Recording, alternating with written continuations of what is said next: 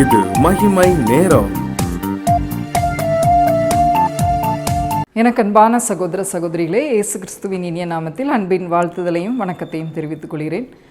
இந்த நாளிலும் இந்த மகிமை நேரம் நிகழ்ச்சிக்கு உங்களை அன்போடு வரவேற்கிறேன்.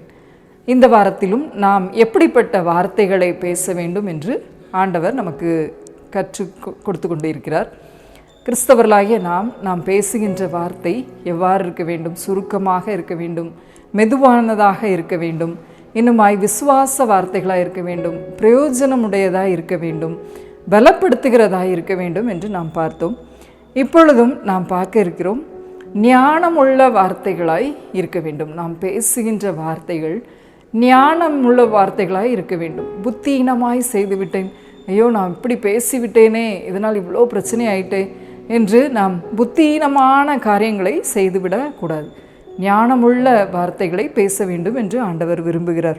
நீதிமொழிகள் 15:2 சொல்லுகிறது, ஞானிகளின் நாவு அறிவை உபயோகப்படுத்தும் என்று.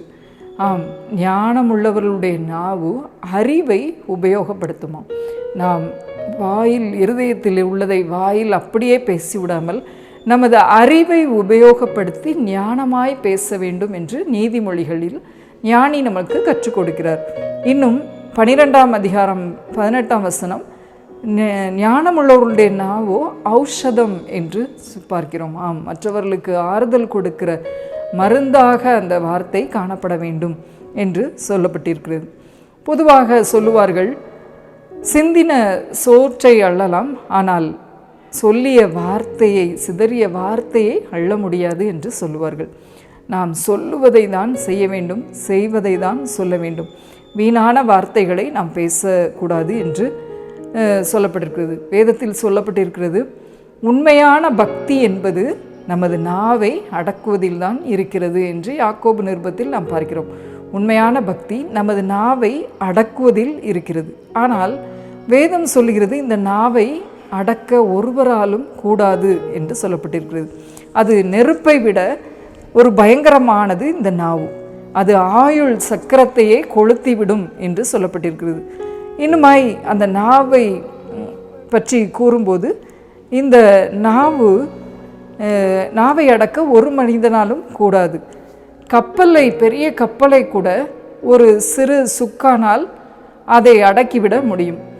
குதிரையை கூட கடிவாளத்தினால் அடக்கிவிட முடியும். ஆனால் இந்த நாவை அடக்க ஒருவராலும் முடியாது. ஆனால் இந்த நாவை அடக்க நாம் தேவனிடத்தில் ஞானத்தை கேட்டு பெற்றுக்கொள்ளலாம்.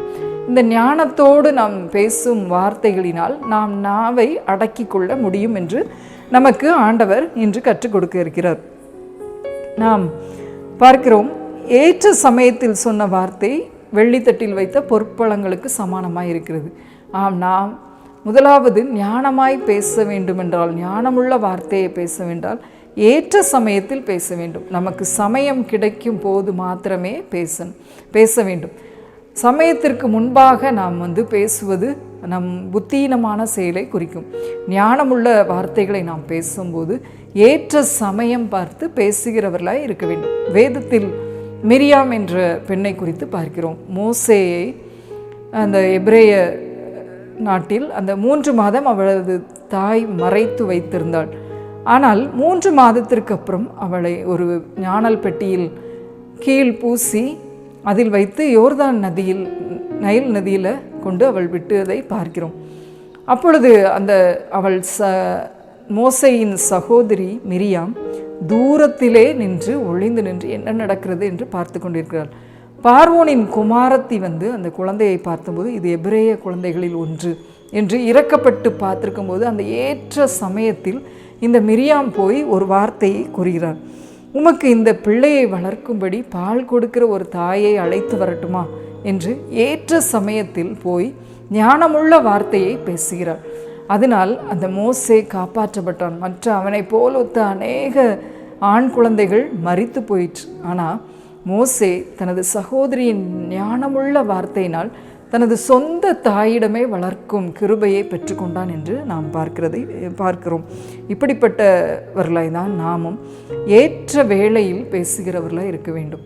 ஒரு குடும்பத்திலோ ஒரு பணிஸ்தலத்திலோ நம்மை அழைக்கும் முன்பாக நாம் பேசுகிறவர்களாய் இருக்கக்கூடாது. ஏற்ற சமயத்தில் பேசுகிறவர்களாய் இருக்கும்போது நாம் ஞானமுள்ள வார்த்தையை பயன்படுத்த வேண்டும். இரண்டாவது, நாம் ஞானமுள்ள வார்த்தையை பேசும்போது அதில் எப்படி இருக்கக்கூடாது என்றால், குறை சொல்லுதல் இருக்கவே கூடாது. மற்றவர்களின் குறையை பேசுகிறவராய் இருந்தால் நாம் ஞானமுள்ள வார்த்தைகளை பேசுகிறவராய் இருப்பதில்லை. மற்றவரது குறைகளை பெரிதுபடுத்தி, அவர்களது குறைகளை அம்பலப்படுத்தி, அவர்களது குறைவை குறித்து கேலி பேசுகிற வார்த்தைகளை நாம் பேசக்கூடாது. ஞானத்தோடு குறைகளையும் கையாளுகிறவர்களாய் நாம் காணப்பட வேண்டும் என்று ஆண்டவர் நம்மிடம் எதிர்பார்க்கிறார். ஒரு ஜப்பான் தேசத்தில் ஒரு சலவை தொழிலாளி ஒரு பெண் இருந்தாளாம். அவள் அநேக வீடுகளில் சென்று அழுக்கு துணிகளை எடுத்து வந்து, ஆனால் அதை ஒரு நல்ல சுத்தம் செய்யப்பட்ட வெண்மையான துணியில் வைத்து கெட்டி ரயிலில் பயணம் செய்வாளாம். அப்பொழுது அந்த சக பயணிகள் எல்லாரும் இது என்னதுன்னு கேட்டால் அழுக்கு துணி. ஆனால் பிறர் காணும்படி அதை காட்டாமல் அழுக்கை உள்ளே வைத்து வெள்ளை துணியை வைத்து கெட்டி கொண்டு வருவாள். இதனால் இந்த அழுக்கு பிறருக்கும் அவளுக்கும் எந்தவித பாதிப்பையும் கொடுக்காமல் காணப்படும். சங்கடமின்றி எல்லாரும் பயணம் செய்வாங்க. யாருக்கும் தொல்லை இல்லாமல் தனியாக போய் அவள் அழுக்கை சுத்தம் செய்து மீண்டும் கொடுக்கிறதை பார்க்கிறோம். இப்படிப்பட்ட வாழ்க்கை தான் பிறர் குறைகளை நம்ம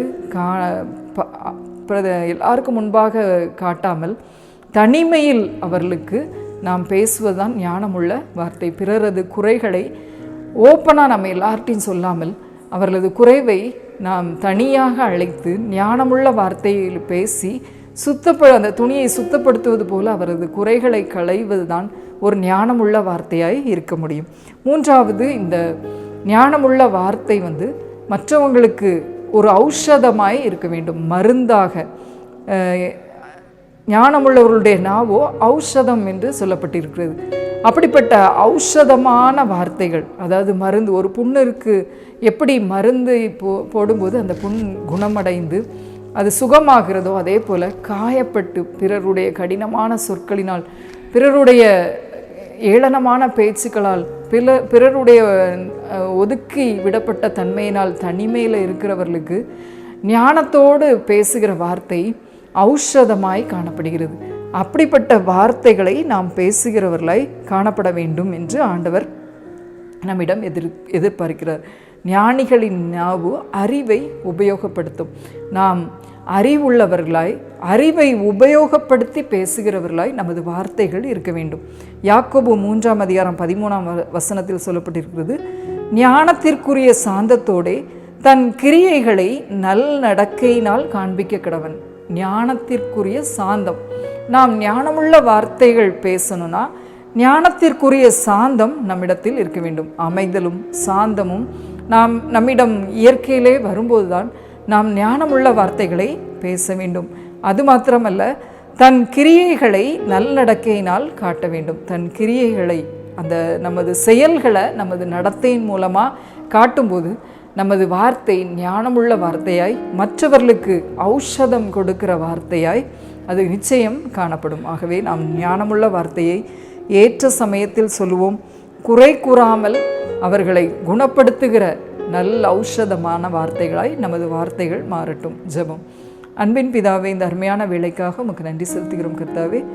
இந்த நேரத்திலும் அப்பா, எங்களது வாயின் வார்த்தைகள் ஞானமுள்ளதாய் இருக்க வேண்டும் என்று எங்களுக்கு கற்றுக் கொடுத்தீரே சப்பா.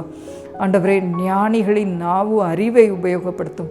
ஆண்டவரே, அப்படியாய் நாங்கள் புத்தியை பயன்படுத்தி, அறிவை பயன்படுத்தி, வீணான வார்த்தைகள், மனதில் வருகிற வார்த்தைகளை அப்படியே கொட்டிவிடாமல் ஞானத்தோடு ஏற்ற சமயத்தில் ஆண்டவரே நாங்கள் பேசுவதற்கு வேண்டிய நல்ல கிருபைகளை இந்த நாளில் எங்களுக்கு கொடுத்து ஆசீர்வதித்தருளும். மீட்பர் இயேசு கிறிஸ்துவின் மூலமாய் வேண்டிக் கொள்கிறோம் பரமபிதாவே. ஆமென்.